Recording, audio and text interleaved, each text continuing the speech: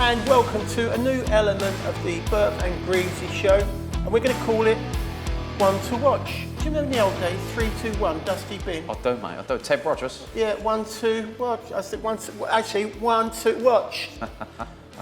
So you work in the weekend. Yep. And you were in that quartermain's corner, and he was fighting the kid that we want to talk about now. Yep. Royston Barney Smith. Yep. Never boxed as a senior, as an amateur. Won the European Juniors, 2 years on the trot. Yep. Obviously a Queensbury fighter. I thought the other day was very, very impressive in a fight that was kind of a coming out party for him. Yep. Level definitely gone up. Your man who you worked the corner, obviously a very good fighter himself, couldn't seem to do anything with him. Yep.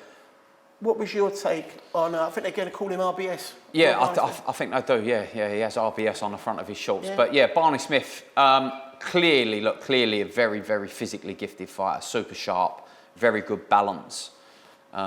Seems to understand exactly what he's doing in there in terms of his game plan. He knows what his strengths are, knows what his weaknesses are.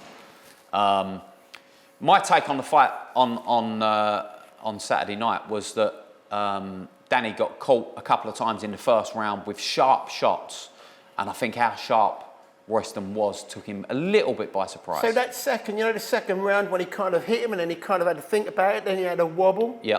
That was an unusual thing. Well, no, I think that was the third round. So was it the third round? So after the first, we obviously give Danny a little bit of a G up in the corner. You can't stand off him. Don't give him time. And I thought we had a decent second round. I think potentially even shared the second round. But then he got clipped in the third round when his legs had a little dip. And I think at that point, for me, certainly sitting in the corner, he struggled to get his distance control. He was worried to get close because he was worried about how sharp Barney Smith was. And he was trying to launch his attacks from too far out, which is what led to a lot of the coming together with the heads, because he was having to dive in from that little bit too far out. Yeah. And I think what you saw there was, for me, boxing's a battle over this 6 inches of distance between being slightly out of range and into punching range. And if you get that wrong against a fighter like Barney Smith, it's going to be a long night for you. You can make 6 inches go a long way, You Frank. definitely can, mate. I've been doing it all my life, or mate. something slightly less. I thought what was interesting, the word you used there, which was sharp. Yep. And I thought that was very interesting because when I was watching Barney Smith, the thing that really came across to me was how quick he was to think. Yep. You know what I mean? The shots are coming out, quickly, but it was his speed, sharp. All of a sudden, the shot's there. Yep. And it's a concussive shot, but it's there, and you haven't got a lot of time to think about it. I think his movement was very good the other day. Well, I think what you get in Barney Smith there is someone who's drilled what he's doing, right? And it's very basic and very simple what he's doing. So rather than some of these fighters that have got the ability to throw a million shots and they don't really know what they're going to throw, they're being so reactive. He's literally waiting. He's got half an idea. He's pre-planned what he's going to do. He's trying to put you in a position to shoot that sharp backhand, puts you in that position, lets the shot go, because he's not overthinking it. It's nice and simple. And he keeps it very, very, very simple. Lots of work with the lead down, lots of changing the levels. As soon as he gets the opportunity, bang, the shot comes out and he uses his feet. Yeah, his range control is very good. Very, very, very good. But again, go back and watch it. Very simple, very, very sort of ABC, but very good at it. No, exactly. I love that. People who do simple things very well in a boxing ring rather than make it too complicated and mess it up somewhere down or get found out. Yep. So you've got this lad who's come out, is coming out fight really the other day. Yep. Where do you think Queensbury will move him now? Do they go straight with the brick because you've got Ryan Carnes could go straight with the big stuff, or do you think you pause him up a little bit? Say, "Oh, great night the other night, son. Yep. Brilliant. Don't get carried away. Chip, chip, chip, chip." Yep. What would you do? Look, me personally, I think he's a very young lad, 21, not had any seniors. Clearly talented, hasn't really had it put on him yet. He might be one of them fighters that never has it put on him because he's just so good. But I think going in with a Ryan Garner at the moment is probably a little step too early. Garner's clearly a very, very, very good fighter. He's on a good run of form, British, European, Commonwealth champion. Garner's obviously going to be looking forward to a world title fight at some point soon. So I think you've got a couple of fighters there in front. Josh Warrington, who's obviously lost 3 of his last 4, but it's still a good name, still campaigning in that division. Josh Padley, who technically is a pretty good fighter, but is not really a puncher, so it might be a nice little step up in terms of getting Royston in with the kind of people that are trying to win. You know, you look at these records, and he's boxed a lot of foreigners, people with positive records, but people that really was never going to win in a million years. So that fight against Quartermain at the weekend was the first time he's gone to bed with the knowledge that the man's coming to win.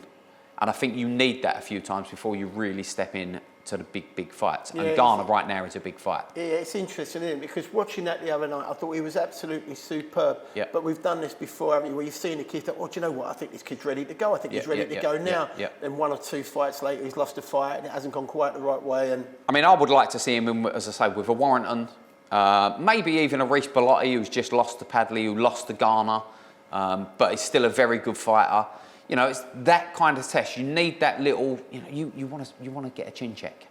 Not even so much to see whether you've got a chin, but just to see whether you can keep the game plan together in those moments.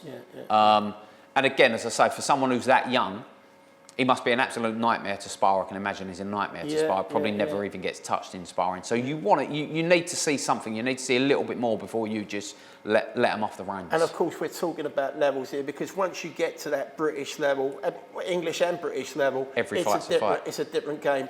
Then you go European, you can get caught out badly at European level, can't you? As we've seen before. For sure. And then you're talking about then you're talking about you've got to have the full complement. Absolutely. Because you're going to get found out there. I remember, it's funny, going back many years when Barry McGuigan was flying and he'd just beaten Pedrosa, and I was pretty young at that time, believe it or not. But I remember thinking to myself, oh, no one beats this kid. And then someone turned around and said, have you ever heard about that lad Azumar Nelson? And I've gone, no one could beat Barry McGuigan. And then I saw a film of Azumar Nelson. I thought, well, actually, maybe I might be wrong about that one. And then someone else said, if he goes up a weight, there's another kid called Julio Cesar Chavez. He'll go up in weight. Oh, I'll see Julio Cesar Chavez. Oh, maybe not again. You know, which is not a knock on Barry McGuigan, but it's when you see these lads at that level, they're super class. And you can look fantastic at that sub-English level and English and British, and all of a sudden, boom, goes horribly wrong. Absolutely. However, I'm really interested in this kid. I think he's a beautiful looking boxer. I think he interviews well as well. And so Royston Barney Smith, be interested to see what the next 18, it will be very interesting 18 months. Definitely. Very interesting. Anyway, keep your eye out for that lad. This was sponsored by JM Clark. And don't forget, that is Plant Hire. You can trust.